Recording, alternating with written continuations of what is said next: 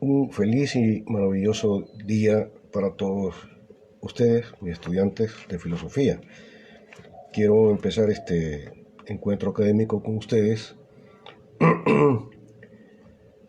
Primero, eh, avisándoles que recién yo he posteado por ahí un documento académico de apoyo para que ustedes puedan respaldarse en la lectura, en las temáticas y consideraciones filosóficas que estamos haciendo en esta unidad 3, que se titula Ética y Praxis. Ahí tienen pues un documento académico de respaldo.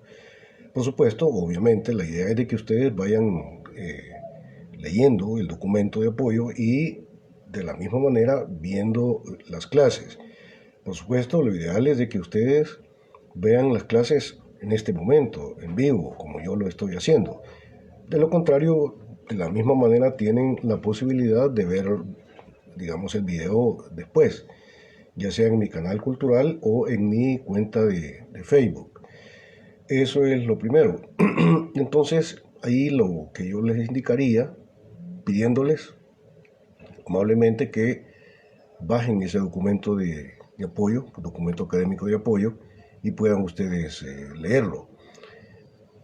Quisiera yo aclararles que todos los documentos de apoyo que yo estoy compartiendo con ustedes para que ustedes puedan tener acceso libre y voluntario están publicados en mi libro. Este es mi libro, ¿sí?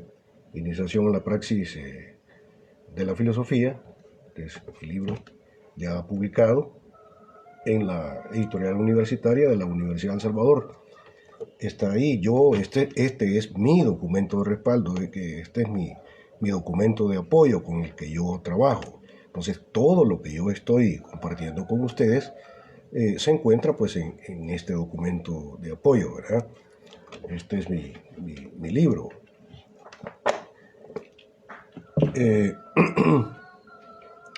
Ustedes, por supuesto, tienen libre y voluntario acceso allí, como yo los estoy compartiendo con ustedes en mi cuenta de Facebook.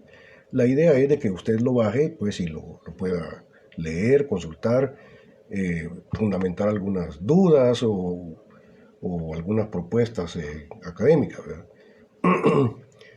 Lo segundo que quería yo hacer antes de entrar en lo vivo de la materia es decirle a los estudiantes del grupo teórico 01, ¿sí?, que a partir del día de mañana, martes, por la noche, a partir del día de mañana, martes, por la noche, voy a estar enviándoles a cada uno de ustedes sus notas, o sea, la nota que corresponde al segundo examen parcial.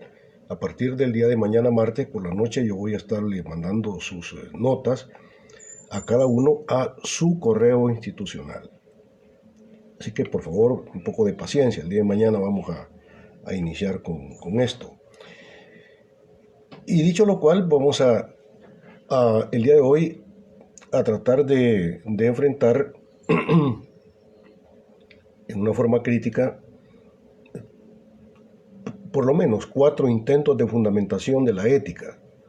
4 intentos de fundamentación de la ética que intentan esclarecer cuál es la raíz y la base última o el fundamento último de donde surge el deber ser, de donde surge la obligatoriedad que establece la dimensión ética del vivir humano.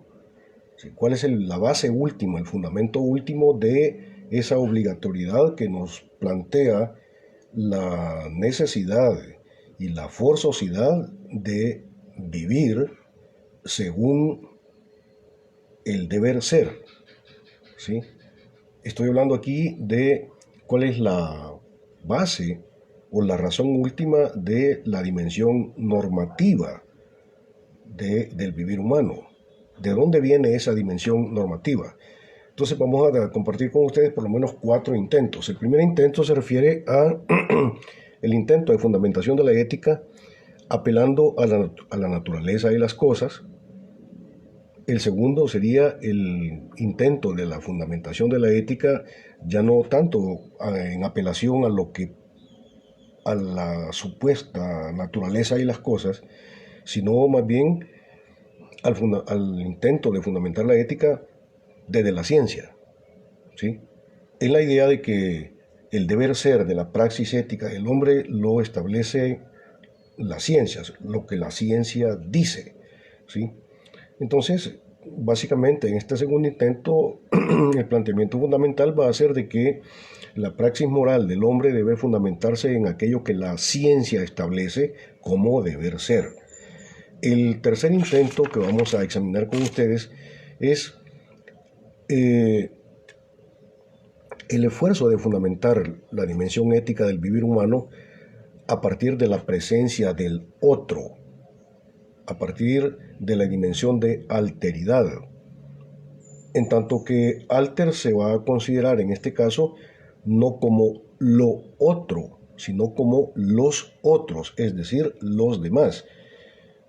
Y se nos va a proponer que exactamente la presencia de los otros es la que fundamenta la praxis que se orienta en función del deber ser, de la práctica moral, de la práctica, normativa del vivir humano. Y el último esfuerzo de fundamentación de la ética es aquel que se refiere a que la ética se fundamenta en una dimensión de intersubjetividad. Es la intersubjetividad la que va a postular el deber ser de la praxis ética del vivir humano. Vamos a iniciar entonces con el examen, la consideración de este intento de fundamentación de la ética, pero en la consideración de lo que pudiera ser una supuesta naturaleza de las cosas. Para iniciar esta pequeña reflexión, voy a citar algunas ideas de mi maestro, el doctor Antonio González, ¿sí? Antonio González solía decir, y cito sus palabras, dice Antonio González que, de hecho, la mayor parte de nuestra vida moral consiste simplemente en aplicar los criterios de preferencia que nos proporciona la moralidad concreta que recibimos de los demás. Hasta ahí las palabras de Antonio González. Lo que Antonio González nos está diciendo es que en esta situación nos referimos a la dimensión ética que se objetiva en sistemas de moralidad sancionados por el orden establecido, a los que nos vemos sometidos, consciente o inconscientemente, pero que en todo caso se trata de una moral que bien pudiéramos llamar con Immanuel Kant como una moral no autónoma, sino heterónoma. Moral, en la visión kantiana, moral autónoma es la moral que el sujeto se da a sí mismo. ¿Sí? Y la moral heterónoma es aquel deber ser o aquella conducta moral que no es el sujeto que se le da a sí mismo, sino que es una dimensión de moralidad que le viene impuesta desde fuera del sujeto, y por eso se llama moral heterónoma. En todo caso, lo que hay que entender es que si nos referimos a que los sistemas de moralidad heterónomos que se le imponen al sujeto desde fuera se les presentan como una especie de absoluto, y es el sistema de moralidad que el orden social vigente determina como correcto, determina como la praxis moral auténtica, la praxis moral buena, ¿sí? Pero no hay que perder de vista que justamente es el orden establecido, el sistema vigente, el que somete al sujeto a vivir de acuerdo a ciertos marcos, a ciertos códigos, a ciertas pautas de conducta, las cuales se le presentan al sujeto como lo moralmente bueno, como lo correctamente ético, ¿sí? Pero el problema en este caso es que el orden de la moralidad que el sistema propone al sujeto o con el que el sistema impone al sujeto, ¿sí? En el fondo lo que va a proponer es que aquello que es coincide exactamente con el orden del deber ser. Y como aquello que es exactamente el sistema social vigente, con sus leyes, sus propósitos, sus fines, su sentido, que es exactamente el sistema social vigente, el que establece el así se hacen las cosas y el así se deben hacer las cosas, en el fondo hace coincidir de manera forzada el ser con el deber ser. Aquello que debe ser es exactamente lo que es, y como lo que es el sistema, pues lo éticamente correcto y lo moralmente justificable sería vivir y existir según el sistema, por y para el sistema. Vamos a partir de ahí, como un hecho constatativo. Los profesionales de la contaduría pública saben perfectamente, o deberían saber perfectamente esto, porque ellos dicen ellos que tienen un código de moralidad, ¿verdad? No, perdón, le llaman código de ética, le llaman ellos. Pero por supuesto que dichos códigos de ética son las pautas de conducta, la dimensión de moralidad que el sistema impone, ¿sí? Y los profesionales de la Contraloría Pública lo aceptan como algo bueno de una forma crítica. De ahí vamos a ver de qué se trata este intento de fundamentación de la ética desde la consideración de la naturaleza de las cosas. Y uno de los filósofos más grandes de la historia de la humanidad que ha intentado fundamentar su pensamiento a partir de la propuesta de que la verdad, ¿verdad? La verdad es algo que está dentro del orden de lo real. El fundamento de la verdad está no fuera de la realidad, sino que está dentro de lo real, ¿sí? Y entonces, lo primero que vamos a ver es que para Aristóteles, la verdad es el correlato real de la definición, en la idea de que el fundamento de lo que sea la verdad, no hay que buscarla fuera de las cosas mismas, ¿sí? Sino que la verdad es una verdad de lo real.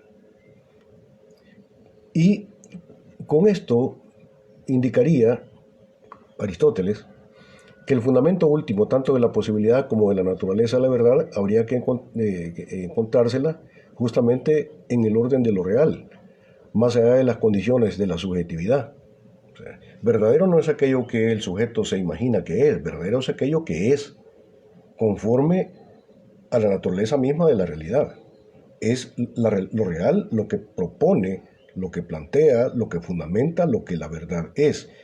Y estamos aquí conectando con aquel tipo de conocimiento trascendente, no trascendental, trascendente, que dice que cuando yo conozco, conozco la cosa. Es decir, porque el fundamento de la verdad está en lo real. Verdadero no es lo que el sujeto cree que la cosa es, sino que verdadero es aquello que la cosa es. Algo que está presente en la naturaleza de las cosas, en lo que la realidad es.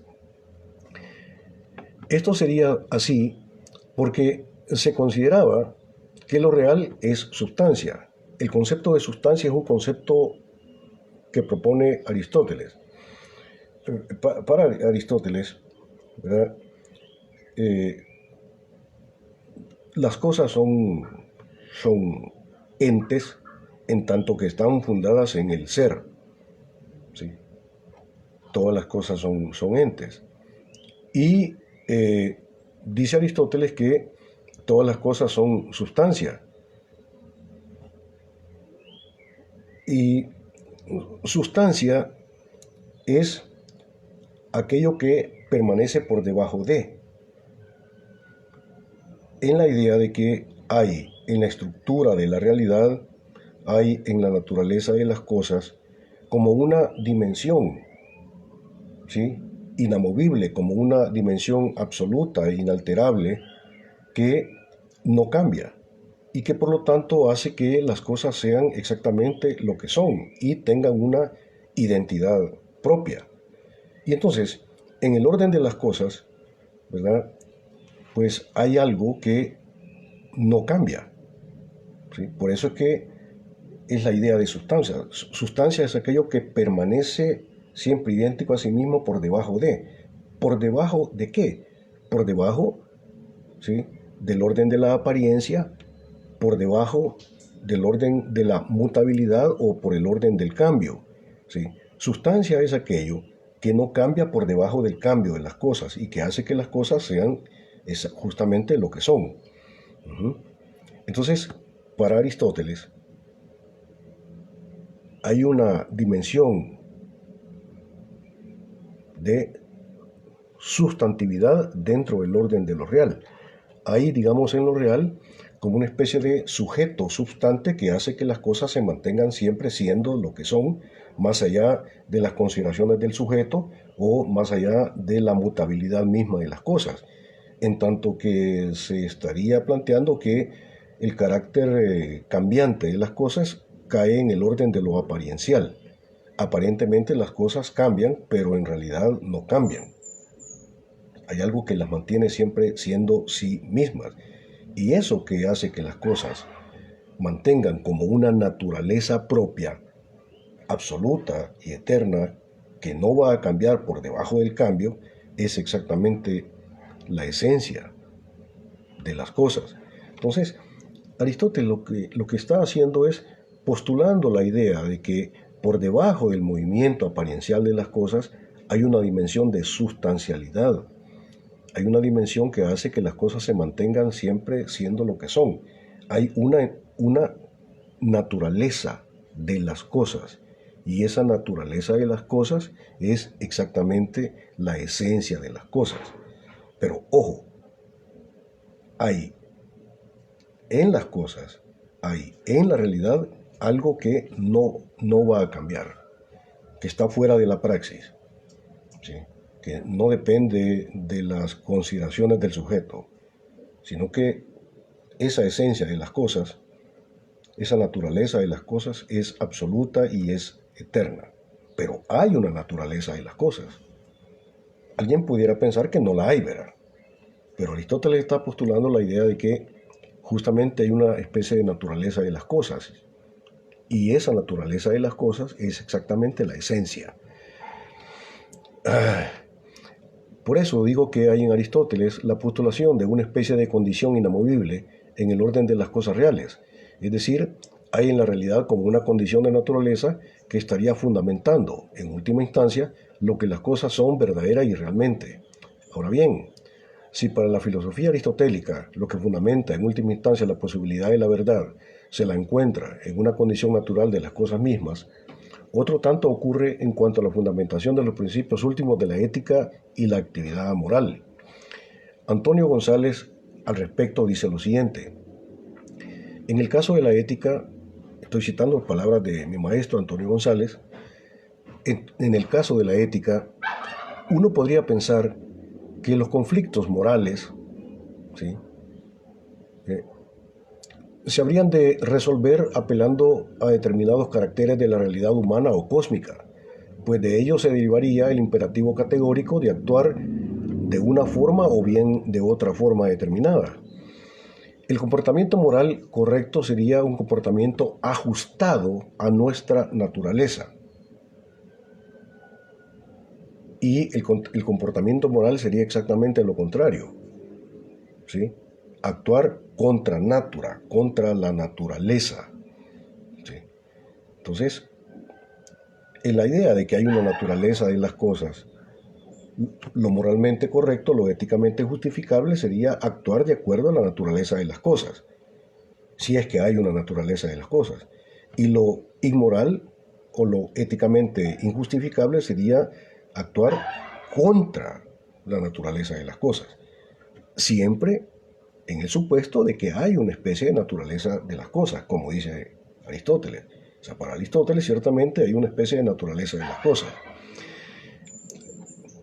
Ahora, pero el intento de fundamentar la actividad ético-moral de los seres humanos, apelando a una supuesta condición humana de naturaleza, a la idea de que hay una naturaleza humana, presenta algunas dificultades, ¿sí? Y entonces empezamos nosotros a hacer ya un abordaje crítico de esa postura, ¿sí? Natural es aquello que hace que las cosas reales sean lo que son, ¿sí? Por tanto, natural es aquello que es y no puede no ser, o bien algo que no es y no puede ser. Por tanto, hay en lo que es natural, en las cosas reales, una forzosidad que la mantiene siempre siendo lo que son, ¿sí? Y no permite que sean otra cosa real distinta de lo que son. Es la idea de que hay en la naturalidad de las cosas una especie de destino inexorable que mantiene las cosas siempre siendo y existiendo dentro de su quicio, es decir, dentro de su naturaleza, sin tener la posibilidad de trascender o de trastocar dicha naturaleza, para pasar a ser, digamos, otra cosa distinta de lo que son. En todo caso, toda condición humana implica necesariamente una fuerza de imposición, ¿sí?, que se fundamenta en la condición de ser forzosamente lo que es. Sí. La idea de que hay una naturaleza humana, una especie de esencia humana, implica también la idea de que dicha naturaleza humana ejerce, digamos, un nivel de forzosidad, ¿sí? Porque natural es aquello que es y no puede no ser. Entonces, en la idea de que hay una naturaleza humana, o sea, hay que asumir también que dicha naturaleza humana tiene un nivel de forzosidad que mantiene al ser humano siendo lo que es y no puede ir, digamos, contra natura. Ahora, el problema aquí es este. El problema es de que si la dimensión moral, si la dimensión de la existencia moral del hombre se fundamenta en el hecho de que la práctica moral del ser humano se fundamenta en la ética, y la ética, ¿sí?, se fundamenta en la idea de que hay una naturaleza humana, y si natural es aquello que es forzosamente y no puede no ser, entonces no habría ningún problema de tipo moral. Todos los hombres serían éticamente justificables. Todos los hombres serían buenos y nobles y correctos. ¿Sí? ¿Sí? Pero el hecho es que la praxis humana no siempre es éticamente justificable o moralmente justificable. Entonces significa que el fundamento de la ética no puede ser una especie de naturaleza humana.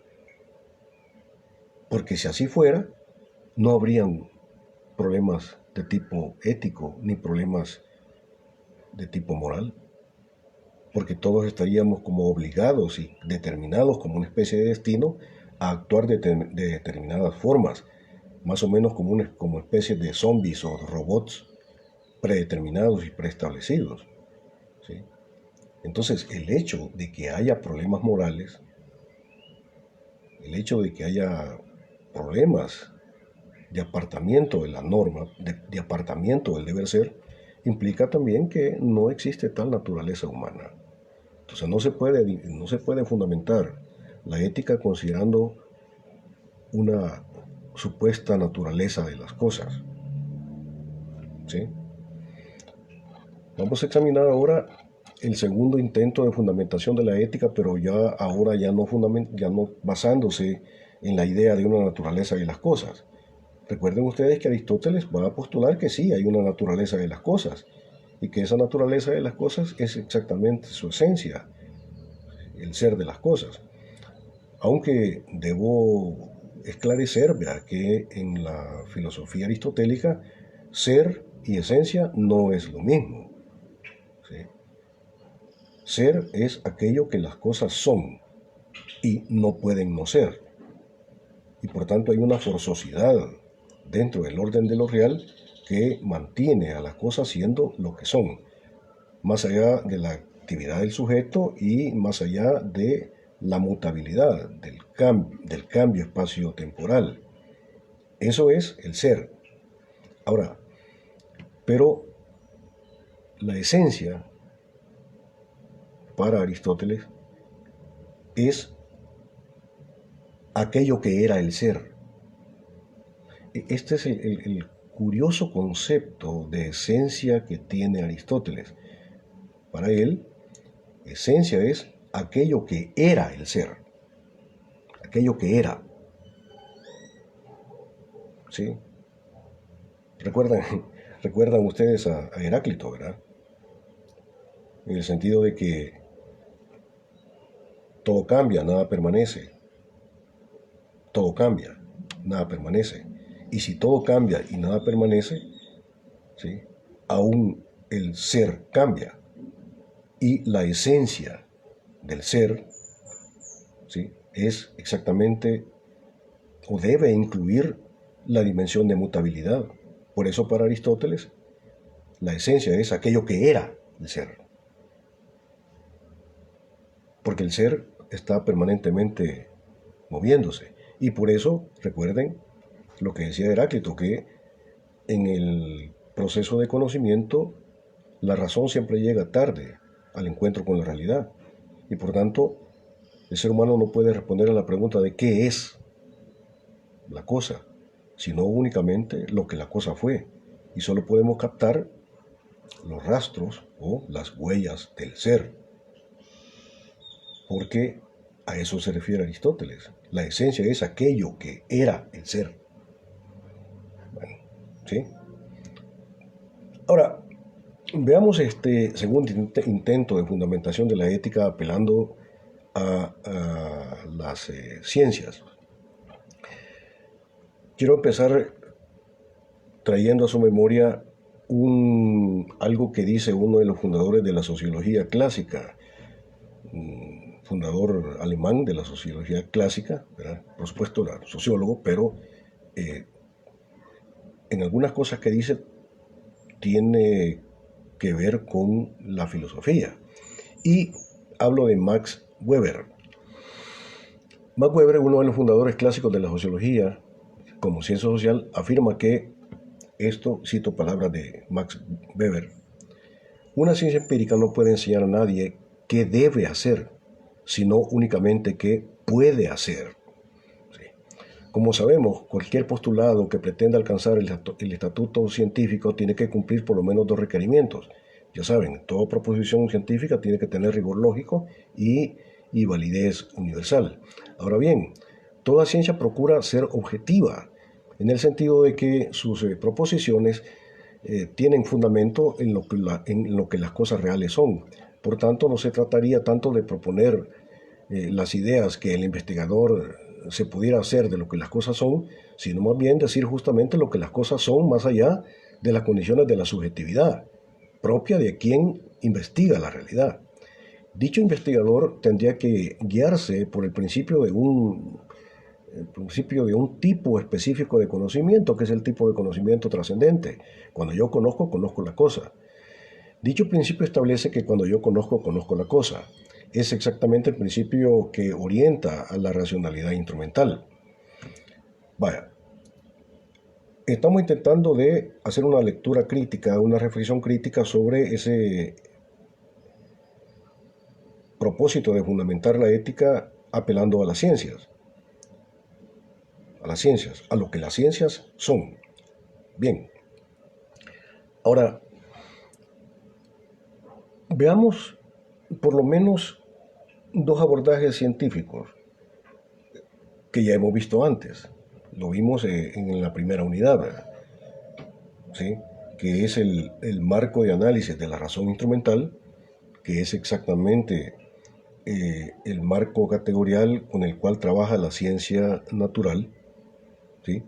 Y recuerdan ustedes que para la razón instrumental, cuando va al enfrentamiento con la realidad,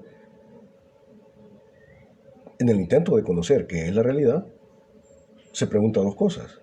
Se pregunta cómo es lo real. Y la pregunta de cómo es lo real obliga a un ejercicio, si no explicativo, pero sí descriptivo de la realidad. Y segundo, se pregunta por qué lo real es como es. Y esta segunda pregunta sí ya lo obligaría al científico a tratar de postular un nivel explicativo. Y explicar algo es poner en claro, poner en la evidencia la regularidad interna del fenómeno. Y dicha regularidad interna del fenómeno es exactamente la ley o las leyes que hacen que las cosas, es decir, que los fenómenos, sean lo que son. Pero la razón instrumental está dando por supuesto, ¿sí? Dando por supuesto de que hay una naturaleza de las cosas, dando por supuesto que hay un ser de las cosas. Entonces, la visión instrumental o la razón instrumental como método de acceso al conocimiento de lo que las cosas son, está atrapado dentro de la visión aristotélica de que las cosas son sustancia, de que hay algo, ¿sí?, en el orden de las cosas reales que hace que las cosas reales sean lo que son. Y por tanto, cuando yo conozco la cosa, es decir, conozco la ley del fenómeno, la verdad del fenómeno, pero la verdad del fenómeno y la esencia del fenómeno y las leyes del fenómeno como fundamento de la verdad son exactamente eso, del fenómeno. Y por tanto, la esencia de las cosas está dentro de las cosas. Y esa exactamente es la idea de substancia. ¿Sí? Substancia es lo que permanece por debajo de. Y lo que permanece por debajo de es exactamente la esencia, aquello que no cambia por debajo del cambio. Entonces la razón instrumental va a la realidad en la idea de que hay dentro de la realidad una esencia, una naturaleza de la cosa. Entonces, ya que está ahí, solo se trataría pues de ponerla en evidencia. Porque la cosa no es lo que el sujeto cree que es, la cosa es lo que es. Ahora, lo importante a considerar aquí es que el abordaje científico de la realidad, sí, el abordaje científico desde la racionalidad instrumental. El abordaje científico de la realidad implica solamente una dimensión constatativa, explicativa, y yo agregaría, ¿sí?, contemplativa, en donde explicar significa poner en la evidencia la regularidad interna del fenómeno, es decir, únicamente establecer qué y por qué es dicho fenómeno. ¿Sí? Recordamos en este punto específico en el esclarecimiento de la razón instrumental el método de conocimiento que proponía Sócrates como método de conocimiento, que es el método de la mayéutica, el método de la partera. Entonces, conocer la realidad se parece mucho al ejercicio de la partera. O sea, que la partera únicamente extrae, en las operaciones del parto, extrae lo que ya está ahí, pero no inventa lo que ya está ahí. El trabajo de la partera es única y exclusivamente sacar, extraer lo que ya está ahí, y eso es la dimensión explicativa. O sea, la razón, en el momento del conocimiento, en el contacto con la realidad, no pone nada, simplemente contempla, explica lo que ya está ahí. Y decir la verdad del fenómeno sería única y exclusivamente decir lo que el fenómeno es, el fenómeno. ¿Sí? Este es el método de acceso a la verdad. Bueno, uno de los tres métodos de acceso a la verdad que va a proponer Sócrates. ¿Sí? El método de la partera, el método de la mayéutica. Pero quiero decirles que en Sócrates están presentes los tres tipos de conocimiento. En este momento únicamente me estoy refiriendo a uno, que es el método de la mayéutica. Ahora,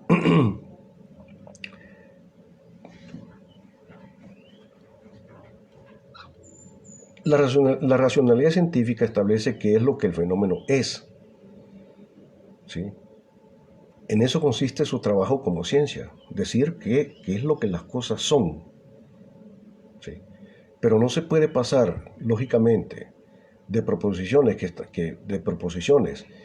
que establecen por la vía explicativa lo que el fenómeno es, al establecimiento de lo que dicho fenómeno debe ser. El ejercicio científico de acceso a la verdad por la vía de la racionalidad instrumental implica únicamente la tarea de decir qué es lo que las cosas son y explicar las cosas. Pero el ejercicio explicativo de lo que las cosas son deja en claro el ser del fenómeno. La cosa es lo que es, pero no se puede lógicamente intentar plantear el deber ser de la cosa solo partiendo de la idea de lo que el fenómeno es, a menos de que se suponga que lo que la cosa debe ser, pues es exactamente lo que es. Y por tanto hay una especie de hacer coincidir de manera forzada el nivel del ser con el deber ser. Y la postura, la propuesta del deber ser, el planteamiento de lo que las cosas deben ser, ¿sí?, en el orden de la racionalidad instrumental, nos llevaría necesariamente, por lógica, a la idea de que lo que la realidad es exactamente lo que debe ser. Y si lo que la realidad es exactamente lo que debe ser, lo moralmente bueno, lo éticamente justificable es exactamente vivir según lo que la realidad es, sin entrar en contradicción con el ser de las cosas. Pero el ser de las cosas solo me está planteando lo que las cosas son, ¿sí? Y de ahí se da el salto a decir, pues, de que las cosas deben ser exactamente lo que son. Pero cuando yo planteo la idea de que las cosas son exactamente lo que deben ser, o que deben ser exactamente lo que son, ¿sí?, entonces la praxis moral, la reflexión de la ética, tendría que llevarnos a la idea de que no, no se puede justificar éticamente, digamos, una crítica al orden de lo real dado, porque las cosas son, ¿sí?, en correspondencia con el deber ser. Y si el orden de lo que es exactamente el orden establecido como sistema social vigente, y si eso es lo que es, entonces lo moralmente justificable sería, como ya dije, ser y existir por y para el sistema, según la naturaleza del sistema, según los fines del sistema, según el sentido del sistema. Eso sería lo éticamente justificable, ¿sí? Y por supuesto queda fuera la praxis, no, ¿sí?, porque el orden establecido se te va a proponer como lo moralmente correcto, como lo moralmente bueno, como en el horizonte último de la ética, ¿sí? Y entonces sería inmoral la crítica al sistema. Por ejemplo, toda acción que intente revolucionar o transformar el sistema caería dentro del campo de la inmoralidad. Sería inmoral todo esfuerzo de crítica del sistema, porque hay una absolutización del orden de lo dado en el planteamiento de que el deber ser coincide exactamente con lo que es. A eso es que nos llevaría la consideración de la ciencia, en tanto que la ciencia me propone que hay una naturaleza de las cosas y que el ejercicio científico de conocimiento de la realidad consiste única y exclusivamente en decir lo que las cosas son, sin crítica. No hay praxis, ¿sí? Y toda acción que intente transformar el orden de lo dado, pues sería inmoral. Y entonces por eso ahora se puede entender lo que decía Max Weber,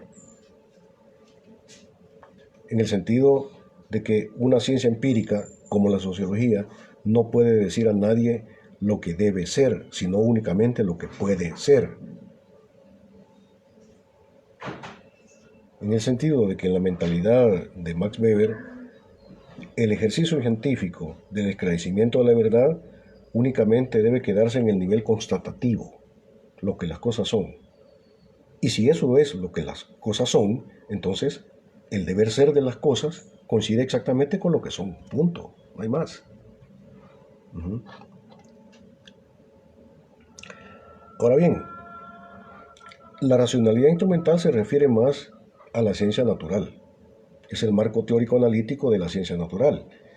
Pero resulta, y eso es así, que este marco teórico analítico de la razón instrumental, que es propio de la ciencia natural, se traslada de manera abusiva al campo de las ciencias sociales, al campo de la sociología, al campo de la economía, al campo de la política como ciencia. ¿Sí? Sí. Ahora bien, exactamente por eso, el traslado abusivo de la razón instrumental al esclarecimiento científico de los fenómenos sociales hacen que la ciencia social como ciencia se desnaturalice y no alcance el estatuto de ciencia y se convierta en ideologización y se convierta en ideología justificadora del orden establecido. ¿Sí?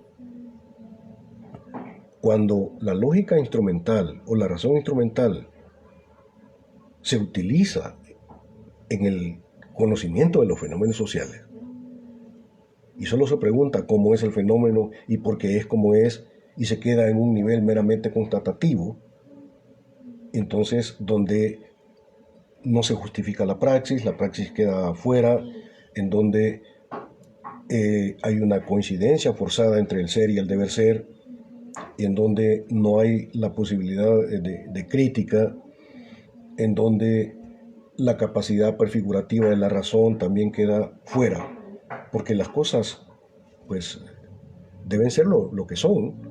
Entonces la ciencia social deja de ser ciencia y se convierte en ideologización. Y Marx al respecto dice dos cosas. La primera, tratando de plantear algo que es propio de la ciencia social, del objeto de estudio de la ciencia social que no se corresponde o que hay una diferencia con el objeto de estudio de la ciencia natural, ¿sí? Y dice lo siguiente, cito palabras de Marx: en economía política, que así le llamaban a la ciencia económica en el siglo XIX, no le llamaban solo economía. Ahora la economía clásica o neoclásica le llama a la ciencia económica solo así, economía. ¿Sí? Por eso vos en tu pensum de estudio te aparece la asignatura de Introducción a la Economía. Pero en los tiempos de Marx, la economía no se llamaba solo economía, sino que se llamaba así, economía política.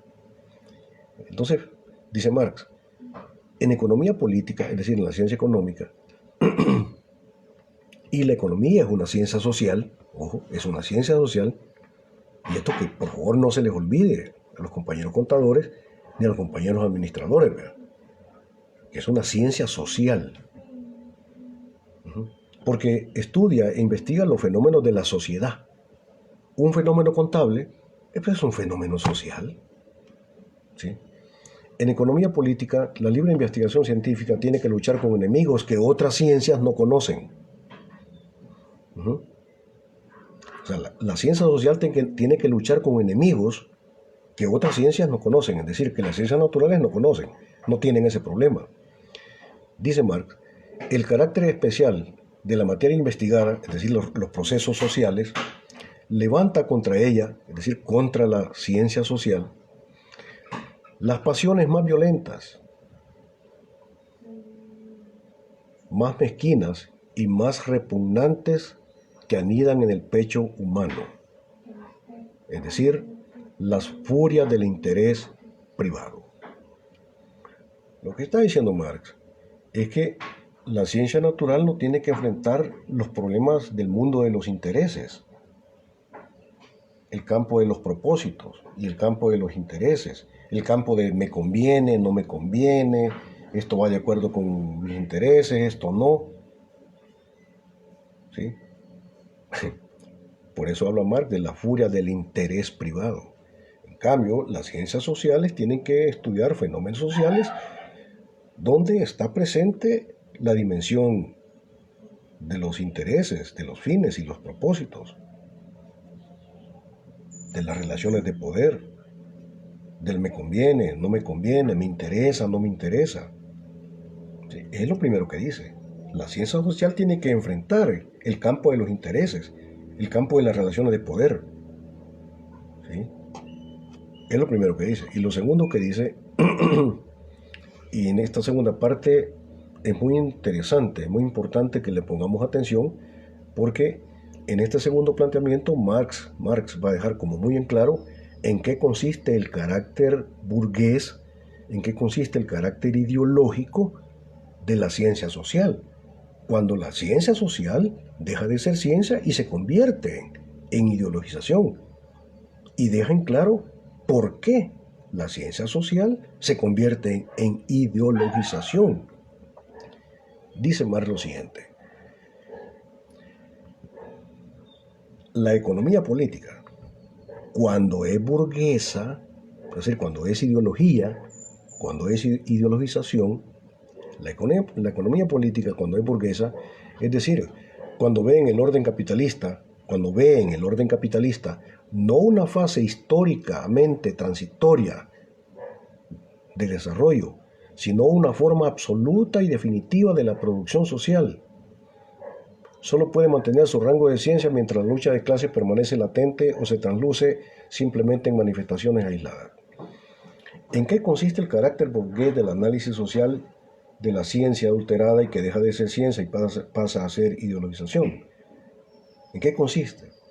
¿Cuál es la raíz de la ideologización en lo que cae la ciencia social? La raíz del carácter ideológico de la ciencia social, cuando sigue el método de la razón instrumental, es que absolutiza el orden de lo dado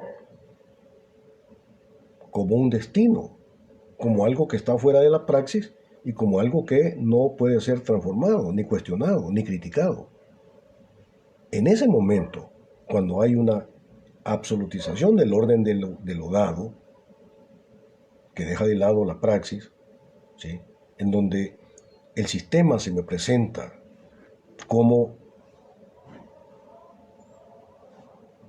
algo en el cual hay una coincidencia entre el ser y el deber ser, cuando el sistema se me presenta como una especie de destino frente al cual el pobre sujeto deja de ser sujeto, como ya lo he dicho tantas veces, y pasa a ser objeto y el verdadero sujeto es el sistema, en ese momento la ciencia social deja de ser ciencia social y se convierte en ideologización. ¿Por qué? Porque absolutiza el sistema, porque le quita el carácter histórico, en el sentido de que postula la idea de que el orden dado como sistema no es producto de la praxis. Oculta el hecho de que el orden establecido, con su sistema económico, con su sistema político, con sus relaciones de poder, con su sistema de antivalores, tiene un carácter histórico, en el sentido que ha sido resultado de una praxis anterior. Y si los hombres han construido el sistema como sistema, los mismos seres humanos pueden transformarlo y cambiarlo. Entonces, la ciencia social, cuando sigue la racionalidad instrumental, en el sentido de que solo explica el fenómeno, pero no lo critica, ¿sí?, cuando solamente contempla el fenómeno. Las ciencias sociales, cuando se olvidan de la tesis 11 de Marx sobre Feuerbach, que dice la tesis 11, que los filósofos hasta el día de hoy se han dado a la tarea de explicar el mundo de diferentes maneras, pero de lo que se trata es de transformarlo. Cuando la ciencia social olvida ese llamado a la transformación de la realidad y solamente se quedan en el nivel constatativo y explicativo de la realidad, se convierten en ideología, en ideologización. Y entonces, la conclusión de este intento de fundamentación de la ética por la vía de la consideración de las ciencias, cuando la ciencia se me presenta como ciencia natural, cuando la ciencia se me presenta como razón instrumental, cuando la ciencia se me presenta, la ciencia social se me presenta como ideologización, entonces, cuando hay una defensa solapada del orden establecido, porque se hace coincidir el ser con el deber ser, ¿sí? Y entonces, en el fondo, lo que te están diciendo es que lo éticamente correcto es vivir en y para y según el orden establecido. Porque el deber ser coincide con el ser. Que lo moralmente correcto, que lo éticamente justificable es vivir en y para el sistema. Entonces, no se puede fundamentar la ética desde la consideración de las ciencias. Sí, pero de la ciencia como razón instrumental. Sí, pero desde la racionalidad de la ciencia como ideología, como ciencia social ideológica, falsa, porque implica un encubrimiento de las autocontradicciones del sistema, implica un encubrimiento de las negatividades del sistema, cierran la dialéctica en el sentido de que si el ser coincide con el deber ser, entonces no hay manera de negar las negatividades del sistema y pasar a la construcción de un mundo mejor. ¿Sí? El sistema se me presenta como destino. Ahí, entonces, con ese tipo de ciencia no se puede fundamentar la ética. Como aquella dimensión que mueve la obligatoriedad del ser humano a vivir según el deber ser, según valores trascendentales. Pero eso es la razón instrumental. Ahora bien, pero eso es la ciencia social cuando es una ciencia social ideológica, justificadora del sistema. Pero en el campo de las ciencias sociales también hay la razón dialéctica, ya no la razón instrumental, sino que la razón dialéctica. Y la razón dialéctica implica de manera necesaria la consideración crítica de si lo que es coincide exactamente con el deber ser. O sea, no da por supuesto de que lo que es coincide con el deber ser, sino que abre la pregunta crítica de si lo que es coincide con el deber ser. Y, de acuerdo con la razón dialéctica, el deber ser de lo real, el deber ser de lo real no es necesariamente lo que es el sistema. Sí. Sobre todo cuando la ciencia social, guiada por la razón dialéctica, percibe, se da cuenta que hay una negatividad en el orden de lo real dado como sistema, que hay deshumanización, que hay explotación de la fuerza de trabajo, ¿sí? Que hay una perversión del trabajo mismo, que hay una perversión de la ciencia, que hay una perversión incluso de las relaciones interpersonales, y que ese torcimiento proviene justamente de la funcionalidad y de los fines y los propósitos del sistema. Porque el sistema no humaniza, sino que deshumaniza.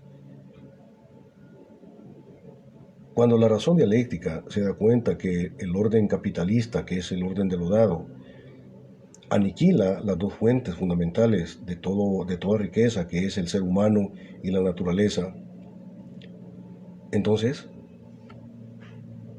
¿sí?, llevado por la consideración prefigurativa de la razón, se da cuenta que no es cierto, que el ser no coincide con el deber ser, y que es necesario negar las negatividades del sistema, y por tanto la razón dialéctica abre la posibilidad de la praxis, sí, de una praxis crítica.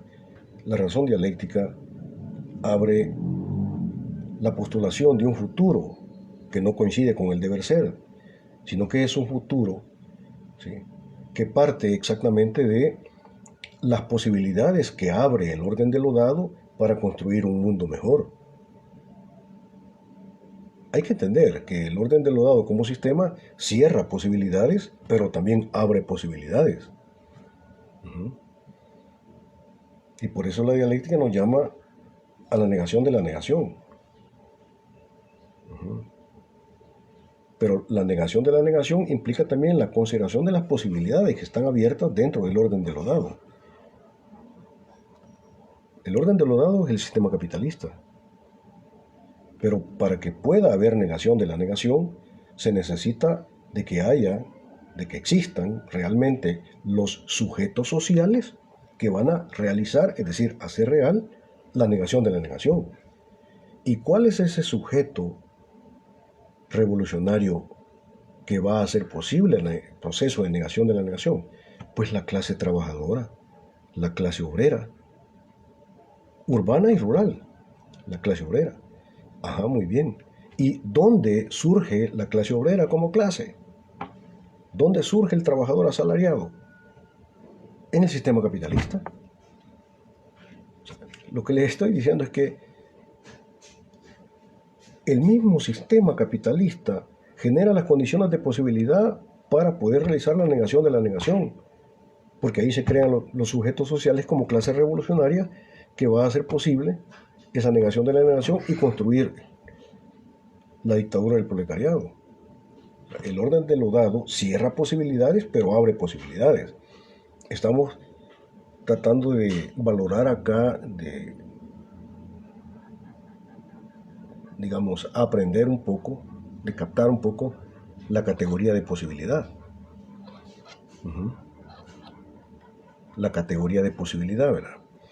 Y en el esclarecimiento de la categoría de posibilidad, voy a citar las palabras de mi maestro, Ignacio Ellacuría. ¿Sí? Hay que entender bien en qué consiste la categoría de posibilidad, qué es aquello que es posible. Y entonces Ellacuría planteaba la siguiente idea. Cito palabras de Ellacuría.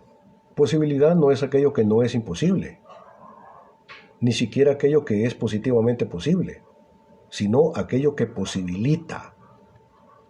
Ojo, aquello que posibilita. Y, dice Ellacuría, y posibilitar consiste formalmente en dar un poder sin dar una necesidad fija y unidireccional, ¿sí?, de realización de ese poder. Aquí el poder es optar. Aquí el poder es optar. Las posibilidades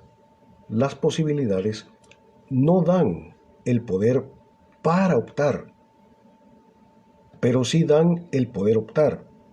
El poder para optar es algo que el individuo humano tiene consigo por la inteligencia.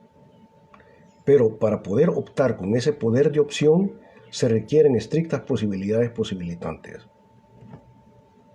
Posibilidad es posibilitar. ¿Sí? Y la categoría de posibilidad tiene como fundamento el optar. Optar es decidir entre posibles. ¿Sí?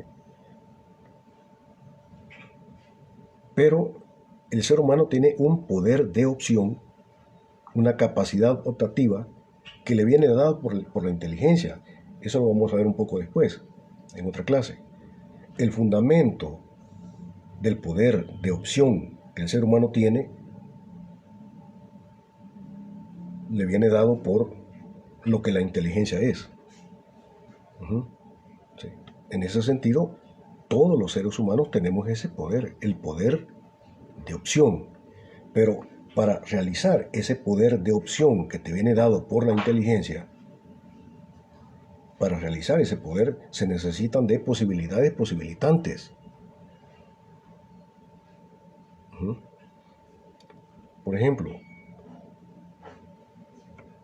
el ilustrador de zapatos del Parque Central de San Vicente tiene ese poder de opción porque es inteligente. Todos los miembros de la especie humana somos inteligentes.